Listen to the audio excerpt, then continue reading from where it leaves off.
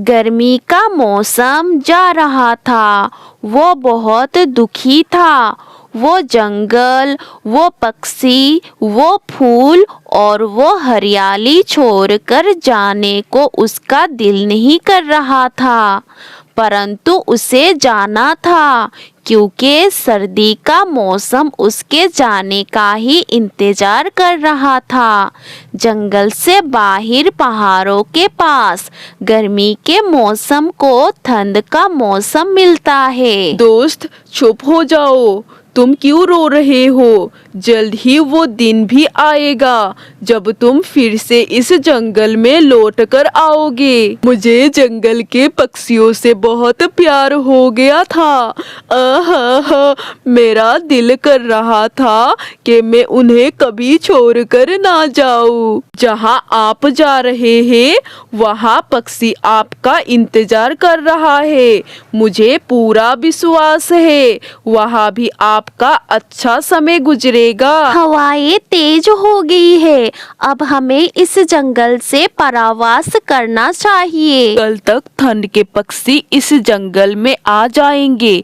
क्यों ना हम कल ही यहाँ से चले जाएं? मैं कालू को बता देती हूँ और आप बाकी सब दोस्त को बता दे। फिर चिड़िया और तोता वहाँ से चले जाते हैं। क्या कालू कौवा और गोरी कौवी को बता दिया है? टूनी बहन गई है उन्हें बताने। हम सब ने तैयारी कर ली है। कल बड़े पेड़ पर सब इकट्ठा हो जाएंगे और हम सब वहीं से अपना सफर शुरुआत करेंगे। क्या भोजन साथ में लेकर जाना है या रास्ते में ही कहीं से भोजन की खोज करना होगा? यार कबूतर, टूनी बहन बता रही थी जो कुछ घरों में हुआ वो साथ ले जाएंगे। बाकी रास्ते में से कुछ न कुछ मिल ही जाएगा। टूनी बहन, तुम तो जानती हो मैंने ये घर बहुत मुश्किल से बनाया था। अब नया जगह जाकर मैं कैसे अपना घर बनाऊंगा? कालू भैया, इस बार ठंड बहुत ज्यादा होगी और हम पक्षियों की जिंदगी ऐसे ही होती है, कभी इस जंगल तो कभी उस जंगल। जहाँ जाएंगे वहाँ घर भी बना लेंगे। कालू कौवे के पत्नी गोरी कौवी जो नदी के पास घूमने गई थी वो घर आ जाती है। टूनी बहन, सुना है आप सब कल इस जंगल से परावास कर रहे हो। हम सब अकेले नहीं बल्कि आप दोनों हमारे साथ जाएंगे। मैं कालू भैया को यही बताने आई हूँ। टूनी बहन, तुम इतनी भी सियानी ना बना करो। पहले मुझसे तो पूछ लेते, फिर बात करो मेरे कालू जी से। हम नहीं जाने वाले हैं, हम तो इस जंगल में ही रहेंगे। इतना सुंदर घर छोड़कर हम क्यों जाए? गोरी, अगर सब जा रहे हैं तो क्यों ना हम भी चले जाए? तो फिर तुम अकेले ही जाओगे, मैं नहीं जाऊंगी। आपने तो लड़ाई ही शुरू कर दी। अगर जाना हुआ तो कल सुबह बड़े पेड़ पर आ जाना। हम सब वही अपना सफर शुरुआत करेंगे। फिर चिड़िया अपने घर चली जाती है। रात हो जाती है। चिड़िया अपने बेटे कुक्कू के साथ अपने घर में बैठी हुई थी। मम्मा, मैं अपना घर छोड़कर नहीं जाना चाहता।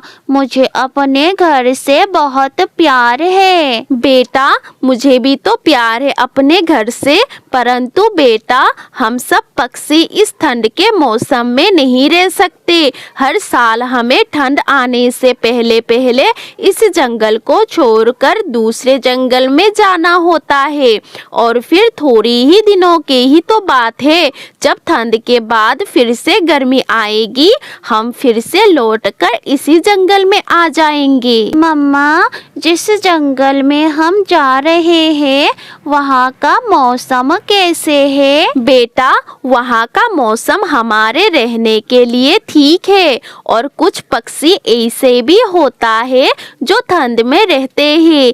ऐसे वो पक्षी हमारे जंगल में आ जाएंगे। फिर वो माँ बेटा चिड़िया बातें करते करते सो जाते हैं। सुबह हो जाती है और वो सभी पक्षी बड़े पेड़ पर इकट्ठा हो जाते हैं। टूनी बहन, कालू कौवा और गौरी कौवी नहीं आया अभी तक? मैं गई थी उनके पास। मैंने उन्हें बताया था कि आज हम सब जा रहे हैं, परंतु वो दोनों पति पत्नी तो आपस में ही लड़ना शुरू कर दी। वो क्यों टूनी बहन? कालू तो मान गया था परावास करने के लिए, परंतु उनके पत्नी गौरी अपना घर छोड़ना नहीं चाहती। मरेंगे, वो ठंड में ही मरेंगे। चलो दोस्तों, शाम से पहले पहले हमें सुरक्षित जगह पर पहुंचना होगा। फिर वो सब अपना अपना सफर शुरू करते हैं।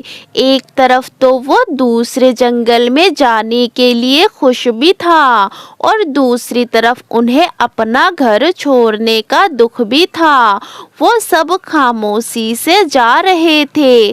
चिड़िया अपने बेटे के साथ आगे आगे थे और बाकी सब पक्षी चिड़िया के पीछे पीछे। गौरी, सब चले गए, जंगल में कोई भी पक्षी नहीं है। तो मुझे क्यों बता रहे हो? चले जाते तुम भी, मैं नहीं जाऊंगी। तुम्हारे साथ साथ मुझे भी ठंड में ही मरना होगा। चलो कालू, आज तो जंगल में कोई नहीं है, हमें भोजन ढूंढने में आसानी होगी। चले भोजन की खोज में। फिर वो दोनों अपने घर से निकलते हैं। वो नदी पर जाते हैं। वहाँ ठंड का पक्षी बैठे हुए थे। अरे कौवो, क्या आप अभी तक यही हो? गए नहीं आप अपने दोस्तों के पास? नहीं, हमारा कोई दोस्त नहीं है, हम यही रहेंगे। आप मर जाओगे। मेरे बाकी का दोस्त भी मेरे पीछे आ रहे हैं। जैसे हम गर्म मौसम में नहीं रह सकते, वैसे आप भी ठंड में नहीं रह सकते। यार, मेरी पत्नी बहुत जिद्दी है, ये अपना घर नहीं छोड़ना चाहती। अगर जिंदा रहोगे तो घर फिर से बन जाएगा। मेरी मानो तो आप यहाँ से चले जाओ, अभी भी आपके दोस्त रास्ते में ही होगा। गौरी कौवी किसी के बात नहीं मानती, ना अपने दोस्तों की, ना अपने पति की और ना ही ठंड के पक्षी की। वो तो अपने घर को किसी भी कीमत पर नहीं छोड़ना चाहती थी। बाकी सब पक्षी अपना जंगल छोड़कर मैदान में पहुंच जाते हैं। शाम भी हो जाती है। आज की रात हम सब यही गुजारते हैं और बाकी का सफर सुबह शुरू करेंगे। टूनी बहन, मैं थक गया हूँ, थोड़ा आराम भी कर लेंगे और हम रात में सब गप्पे लगाएंगे। मेरे पास तो भोजन भी नहीं है और भूख भी लगी है। आप चिंता ना करें तोते भैया, मैं आप सबके लिए भोजन ले आई हूँ। वो सब भोजन खाते हैं। जैसे ही रात होती है, ठंडी हवाएं चलना शुरू हो जाती है। कौवा और कौवी अपने घर में बैठे काँप रहे थे। बहुत ठंडी हवाएं हैं। गौरी, मैं तो ठंडी हवाओं से ही मर रहा हूँ। मुझे तो जरा भी ठंड नहीं लग रही। हम कल आग जला लेंगे और फिर ऐसे हमें ठंड नहीं लगेगी। मुझे तो ऐसा लग रहा है कि हम आज रात ही मर जाएंगे। कल तक जिंदा रहे तो आग जलाएंगे। ठंड तो गौरी कौवी को भी लग रही थी, परंतु वो अपनी जिद पर थी। वो हार मानने को तैयार ही ना थी। चिड़िया, उसके बेटे, कुक्कू, कबूतर और तोता रात को खुले मैदान में बैठे हुए थे। वो सब आसमान पर रोशन सितारों को देख रहे थे। वो सब साथ थे।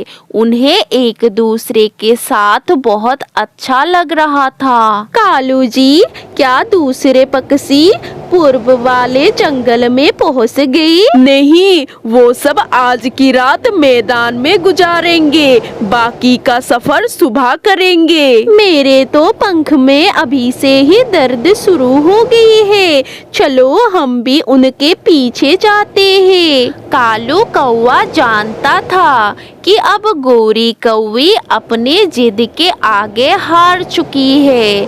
उसे ठंड बर्दाश्त नहीं हो पा रही। जिंदा रहे तो घर भी बन जाएगा, चलो गोरी। फिर गोरी और कालू भी दूसरे पक्षियों के पीछे चले जाते हैं। वो बहुत तेज उड़ते हैं। जल्दी ही वो मैदान में पहुंच जाते हैं। सब पक्षी गप्पे लगा रहे थे।